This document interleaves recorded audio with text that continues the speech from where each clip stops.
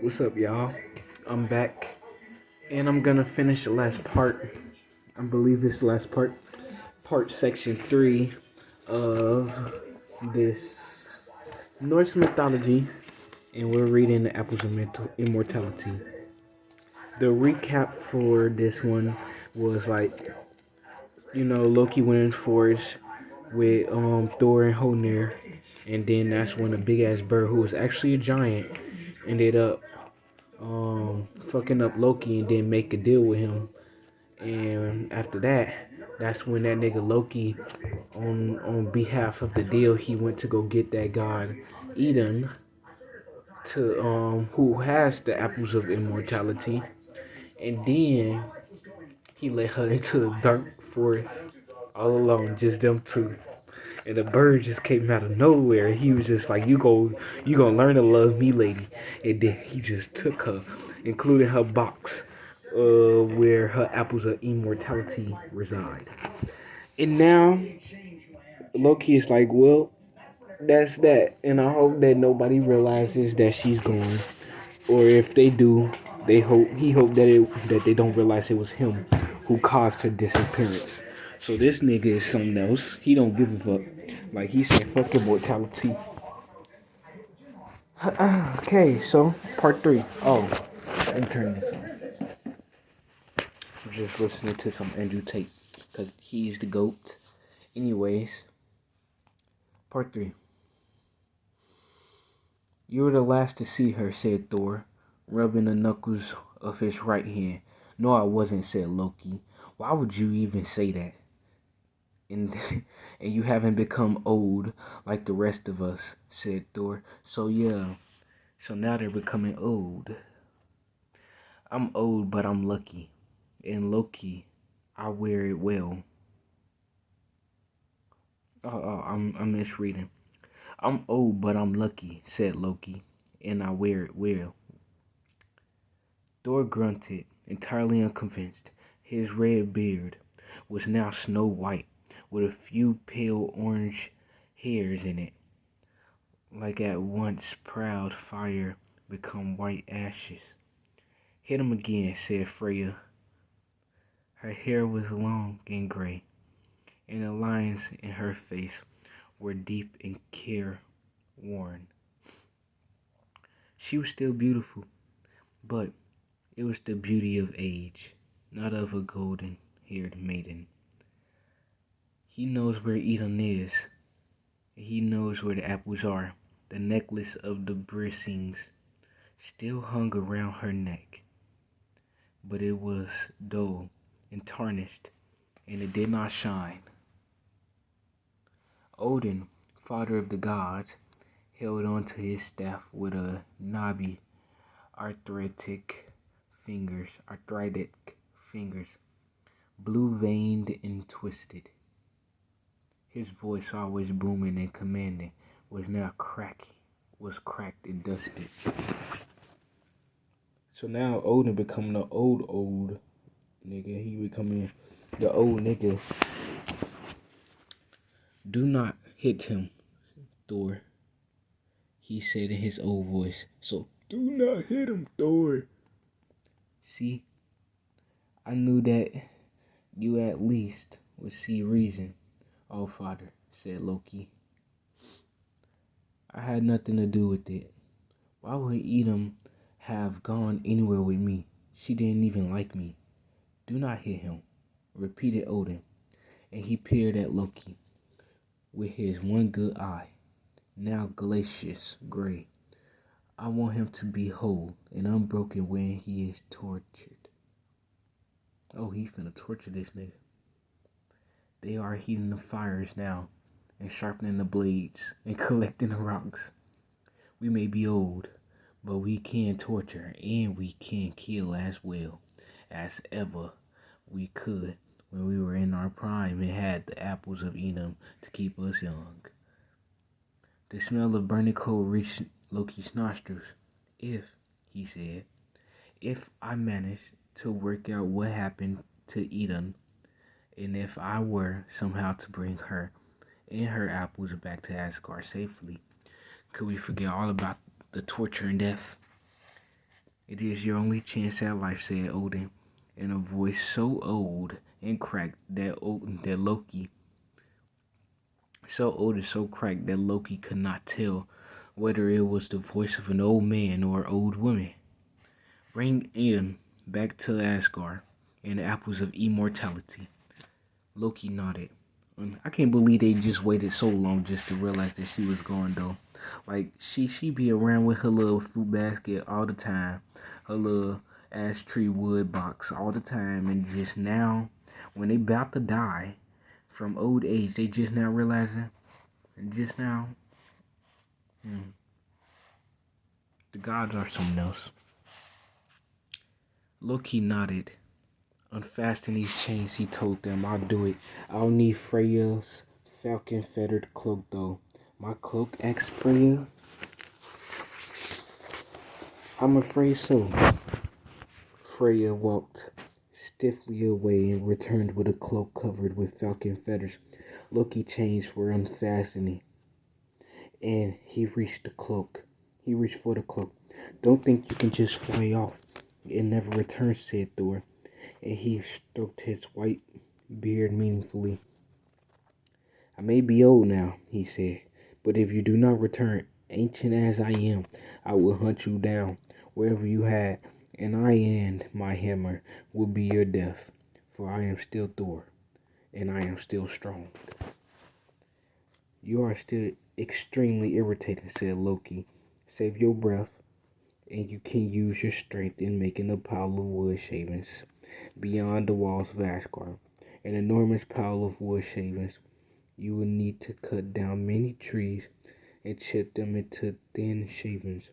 I'll need a long, high pile along the wall, so you should start now. Then Loki wrapped the falcon cloak tightly about himself, and in falcon form, flapped his wings and rose faster. Even then the eagle end was gone, flying north towards the lands of the frost giants.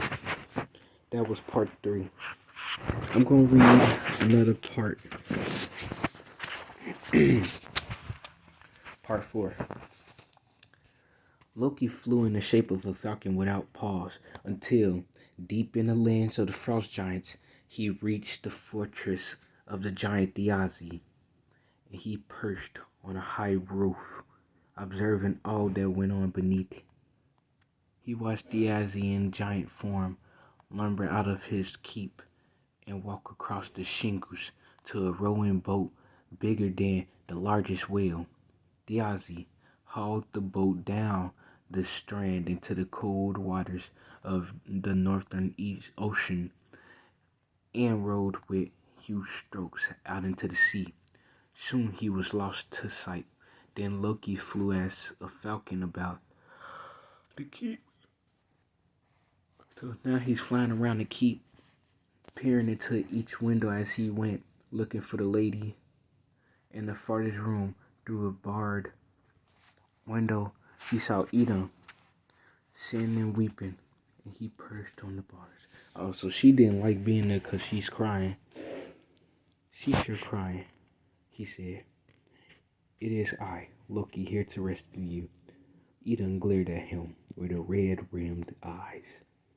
It is you who are the source of my troubles, dumbass, she said. Well, perhaps, but that was a long time ago. That was yesterday's Loki. Today's Loki is here to save you and to take you home. How? She asked. Do you have the apples with you? I am a goddess of Asia, she told him. Where I am, the apples are also. She showed him the box of apples. That makes things simple, said Loki. Close your eyes. She closed her eyes. He transformed into a hazelnut in a shell. Is that like a seed or something? A hazelnut? What the fuck is that? With the green husk still clinging to it. Loki closed his talons on the nut, hopped on the nut. So he closed his talons on the nut, hopped up to in between the bars of the windows, and began the journey home. I don't get what just happened. Let me reread that. That makes things simple. So she has the box with her, and that makes things simple. So she closed her eyes. He transferred her into a hazelnut. Oh, and with the green husk still clinging to it, Loki closed his talons on the nut, so grabbed her, and then began to go back home. Diazi had a poor day's fishing. No fish were biting for him. He decided that the best use of his time would be to return to his keep and pay court to Eden. He would tease her by telling her just how, with her and her apples gone, all the gods were frail and withered, drooling, palsied, quivering hopes, slow of thoughts and crippled in mind and body. He rode home to his keep and went at a run to Eden's room. It was empty. Diazi saw a falcon's feather on the ground, and he knew in that moment where Eden was and who had taken her. He leapt into the sky in the form of an eagle, even huger and mightier than any he had been before. Yeah, he finna go try to fuck Loki up. And he began to beat his wings and flew faster and ever faster toward Asgard. The world moved beneath him. The wind blew about him. He went even faster, so fast that the air itself boomed with the sound of his passing. Diazi flew onward. He left the land of the giants and entered the land of the gods. When he spotted a falcon ahead of him, Diazi let out a scream of rage and increased his speed. The gods of Asgard heard the screech and the boom of his wings. They was terrified. So they went to the high walls to see what was happening. They saw the little falcon coming toward them. The enormous eagle was so close behind it. The falcon was so close. Now, asked Thor. Now, said Freya. Thor set fire to the wood shavings. There was a moment before they caught. A moment, just long enough for the falcon to fly over them and to settle inside the castle. And then, with a whoosh, they burst into flames. It was like an eruption, a gout of fire, higher than the walls of Asgard itself, terrified and unimaginably hot. The Ozian eagle form could not stop himself, could not slow his flight, and could not change direction. He flew into them flames. The giant's feather caught fire and he turned into chicken. And he was a good meal too. He fell from the air and crashed into the ground with a bang and a thud and a boom, and it shook the whole fortress of the gods, because that bitch was huge. Burned, dazed, stunned, the naked eagle was no match for even the elderly gods. Well, it was a very thoughtful trap, so thought hands was gonna be being thrown this chapter, but I guess not. Before he could transform himself back into giant shape, he was already wounded. And as he changed from bird into giant, a blow of Thor's hammer parted Diazi from his life. Damn. So he was just like, I can imagine just old Thor. He just raised his shit like, Valalalak. He just threw the shit at him and then fucked his shit up. Oh, that's part 4 I just read. And we have one more huge part. That will be part 5. It's gonna be the next video. Alright, people, get the fuck on. I gave you your daily doses of bullshit instead of reading it alone like I really wanted to. So, you're welcome. Peace.